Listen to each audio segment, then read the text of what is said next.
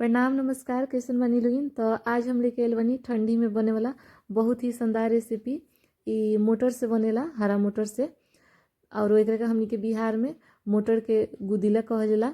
आ ई बनावल बहुत ही आसान बटे आ खाए में बहुत ही स्वादिष्ट लागेला। तो रेसिपी के पूरा देखे हम लोगिन, आप पसंद पड़ी तो ज़रूर इस तरीका से बनाए हम लोगिन। बहुत ही सिंपल तरीका बा बनावल और खाए में उतने ही स्वादिष्ट बा। तो चलिए लोगिन, ई गुदिला के रेसिपी बनावल शुरू कइल जाओ। तो मटर के गुदिला बनावेला सबसे पहले हमनी के यहाँ पे मटर जौन बा हरा मटर ले लेले बानी। तो अब एकरा के एमे थोड़ा सा पानी डलाई और एकरा के उबाल लेहल जाई। ज़्यादा देर नहीं के उबाले के, बस 4 से 5 मिनट तक एकरा के उबाल लेवे के बाटे।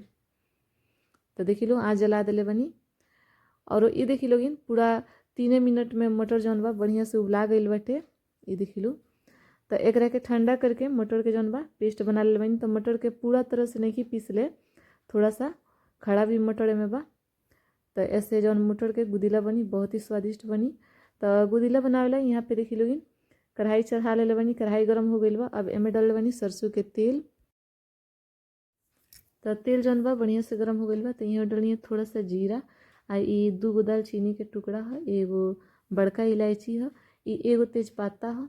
तो ये सब के थोड़ा देर के लिए भून लें। तो देख लो अब यहाँ डाल देंगे हरिहर मिर्चा। रवा एक साथे सूखल मिर्चा भी डाल सकते हैं लोग, ललका मिर्चा चाहे खाली सूखलका मिर्चा भी डाल सकते हैं लोग। तो ये सब बढ़िया से भुना गई बा। तब यहाँ डालनी है प्याज। तो एगो प्याज के बढ़िया से मैं ही काट ले रहनी है।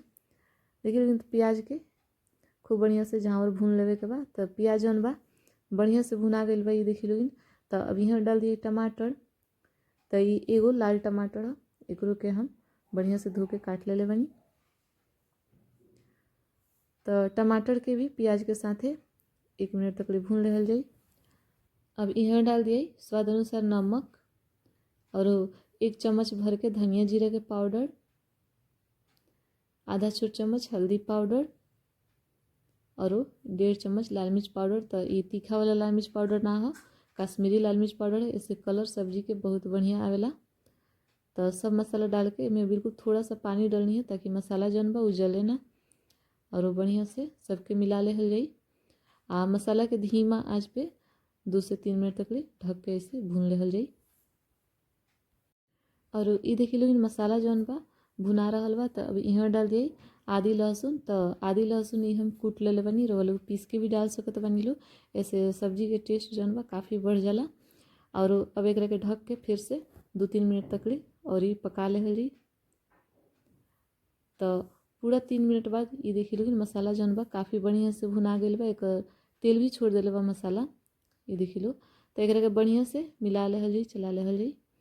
आ देखी लो मसाला जौन बा वो बढ़िया से भुना गई बा। तब एमे जौन मटर पीस के रख रखो ओकरो के डाल दिए। आ मसाला के साथे मटर के भी भुनाई ताकि मटर जौन बा थोड़ा बहुत कच्चापन एक जौन बा वो निकल जाए। भुना गईला से सब्जी के स्वाद जौन बा वो बहुत बढ़ जाला। तो देखी लोग मसाला और मटर जौन बा बढ़िया से आपस में मिल गई बा। तो एकरा के ढक के 2-3 मिनट तक भून लेहल जाई। तो ये देखिए लोग मसाला और मटर के पूरा 2 मिनट तक भून ले बनी, भुनाइल बा। आ ये थोड़ा सूखल सूखल लागता। तो अब एकरा के बढ़िया से चला लेहल जाई, मिला लेहल जाई।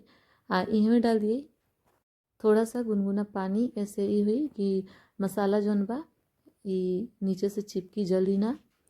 तो बिल्कुल थोड़ा सा पानी डालनी है। ये देखी लो एकरा के बढ़िया से मिला लेहल जाई। आ ढक्कन लगा के एकरा के 2-3 मिनट तक और ही भूनल जाई।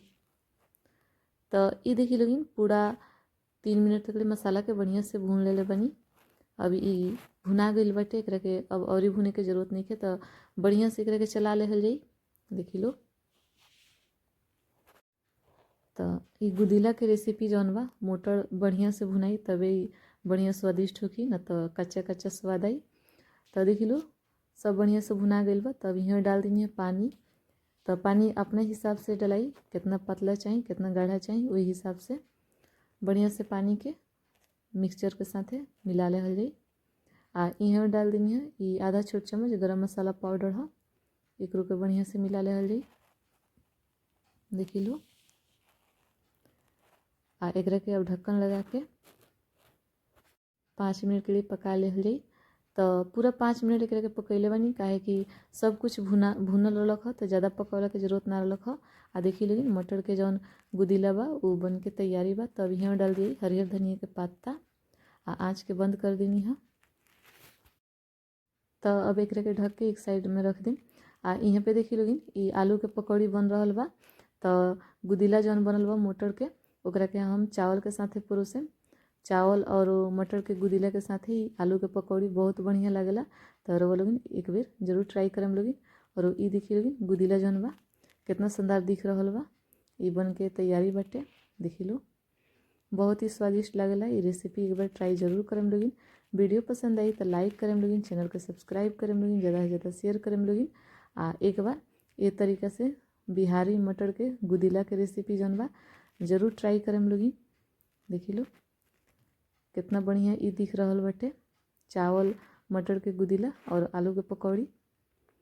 तो वीडियो को जरूर लाइक करम लोगिन। धन्यवाद।